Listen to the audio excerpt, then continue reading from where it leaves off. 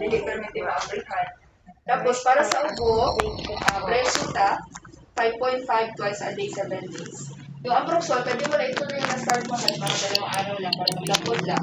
Ito, ang purpose nito, ginabukan yung airways.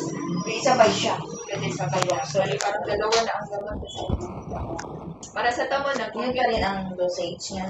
5.5 po. Aproxol. Sa Aproxol, 5 ml. Para sa tamol, sa lagnat, 5 ml every 4 hours as needed per fever.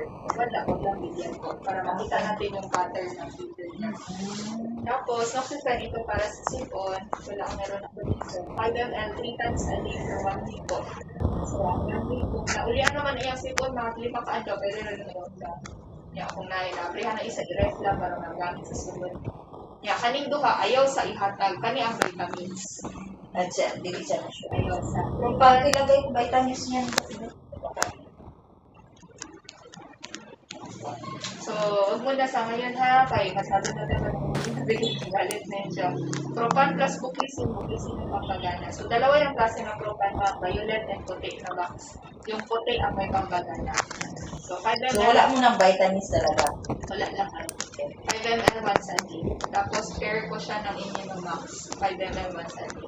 For immunity kasi ito, Ano na ito, vitamins? vitamins din po ito. So, hindi mo na kami magamit yan. Huwag mo na.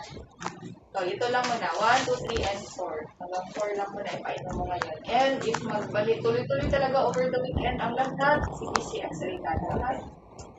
Okay. Questions po. No more.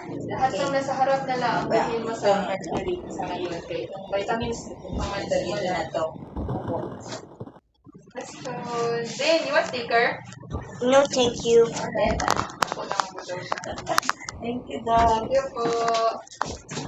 Hi, Kuya. Say Bye. hi to Mami for me, ha? Okay.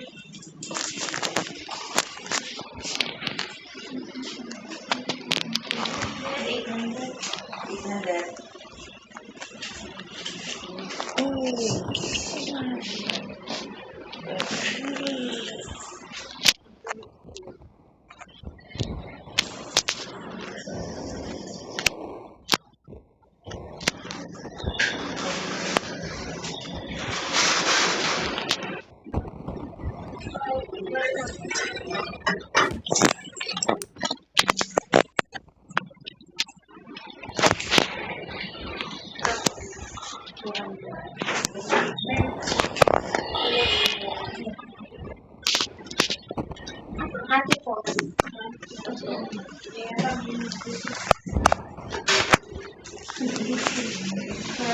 Ilan sa sa patient?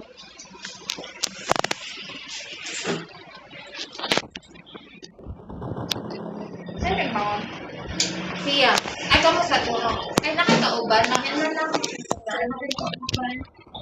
Ano